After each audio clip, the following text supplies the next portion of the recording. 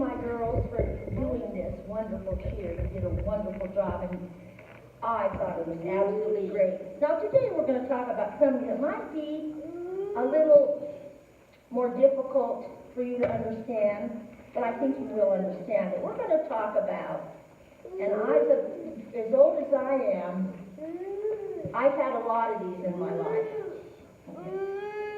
Oh, wait.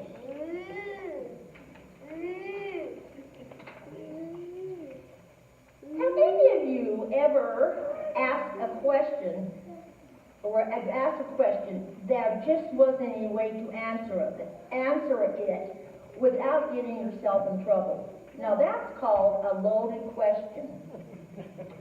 A loaded question is one that is worded so that a person cannot answer it without appearing to be guilty. So they're called loaded questions.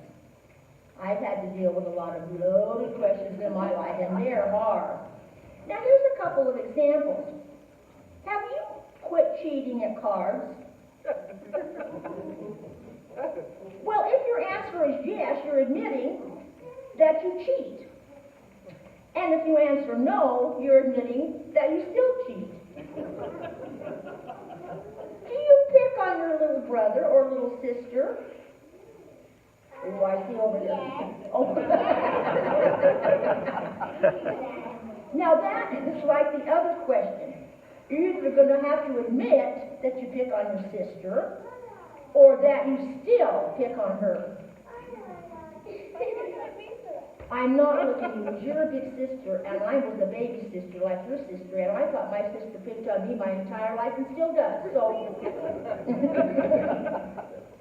sometimes the loaded question is asked to try to trick a person. It is saying something that will get them in trouble.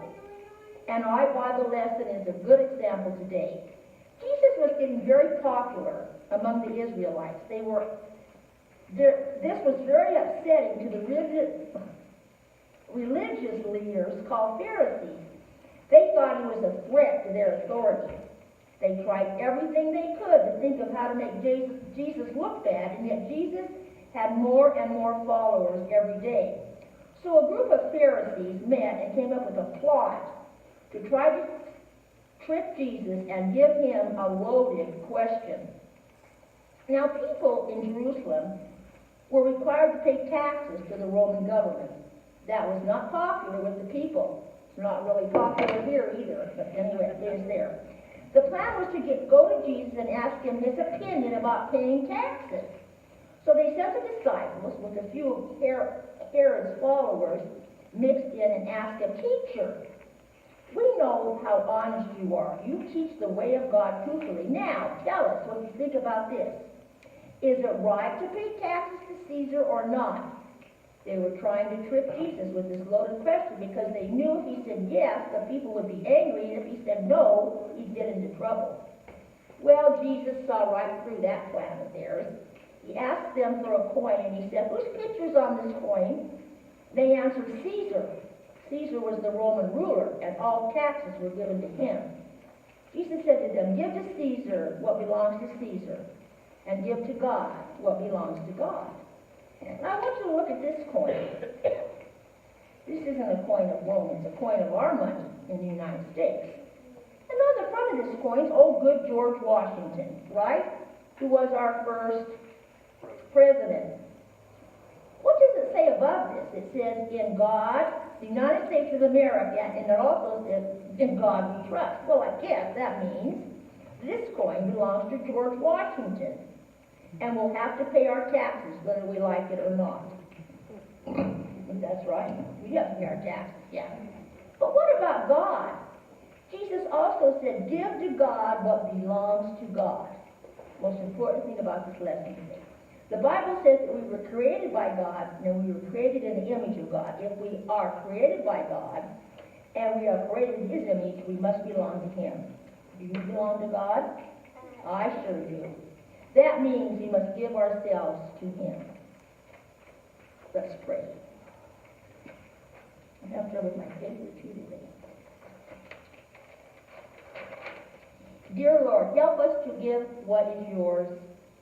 Help us to spend our hours in acts of love and our days in doing acts of kindness.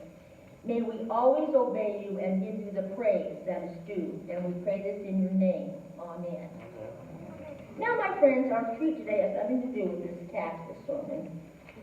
It has everything to do with your wonderful Sunday school teacher, Mrs. Triolo, Miss Pam over here.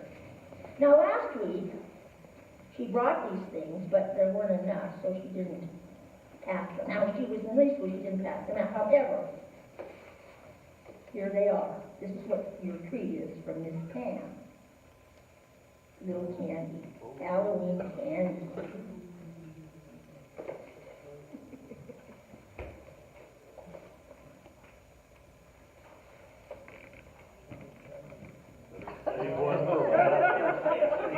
Boy, she wants to be just like Sandy, doesn't she?